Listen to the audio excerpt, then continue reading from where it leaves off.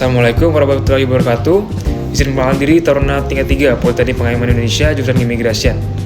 Nama Dewa Nyaman Prasetya, NIRT 2022-2551 101 Prodi Hukum Keimigrasian.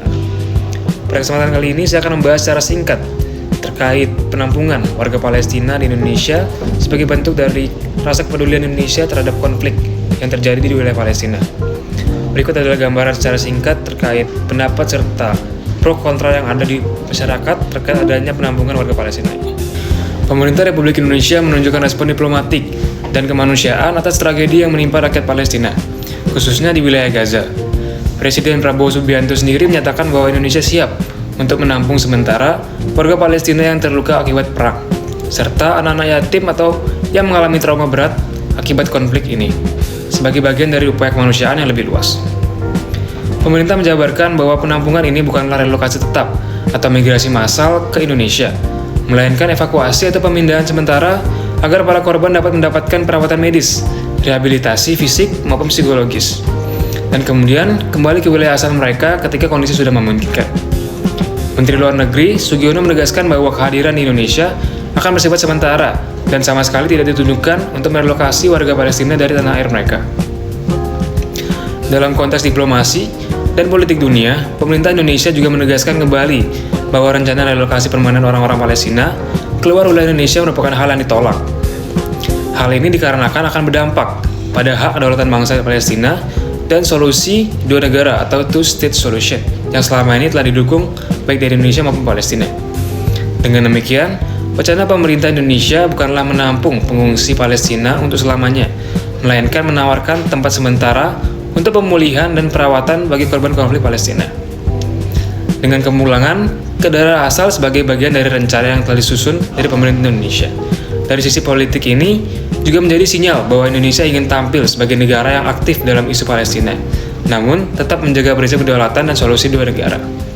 Dalam hal ini tentunya terdapat pendapat pro dan kontra atas kebijakan pemerintah terkait penampungan sementara dari warga Palestina, yakni dari sisi yang pertama, sisi kemanusiaan dan solidaritas global. Langkah ini sejalan dengan nilai kemanusiaan dan prinsip solidaritas yang telah lama menjadi bagian dari politik luar negeri Indonesia. Dengan membantu korban perang, Indonesia menunjukkan kepemimpinan moral di panggung internasional, serta konsistensinya dengan Undang-Undang Dasar 1945 yang menentang penjajahan dan menegakkan keadilan. Kemudian pada poin kedua, peran strategis dalam diplomasi dan perdamaian. Indonesia dapat menggunakan langkah ini sebagai bagian dari diplomasi perdamaian aktif, bukan hanya retorika dukungan. Dengan menampung korban, Indonesia bisa menjadi mediator atau pihak yang mendorong solusi kemanusiaan dan politik yang lebih luas. Kemudian pada poin ketiga, sebagai nilai moral dan religius. Bagi masyarakat Indonesia yang dominan beragama Muslim, membantu rakyat Palestina bukan hanya kewajiban kemanusiaan, tetapi juga amanah moral dan religius. Di sisi lain, terdapat kekhawatiran, yakni yang pertama, kekhawatiran terkait relokasi permanen. Meski pemerintah menegaskan sifat ini berupa sementara, sebagian pihak khawatir penampungan ini bisa menjadi bentuk relokasi terselubung yang secara tidak langsung mendukung upaya Israel memindahkan warga Palestina dari tanah airnya. Kemudian, untuk poin yang kedua adalah tantangan logistik dan anggaran. Menyediakan fasilitas medis, keamanan dan kebutuhan hidup bagi ribuan pengungsi membutuhkan biaya besar. Di tengah tekanan ekonomi domestik, wacana ini dapat menimbulkan perdebatan dari segi prioritas anggaran nasional.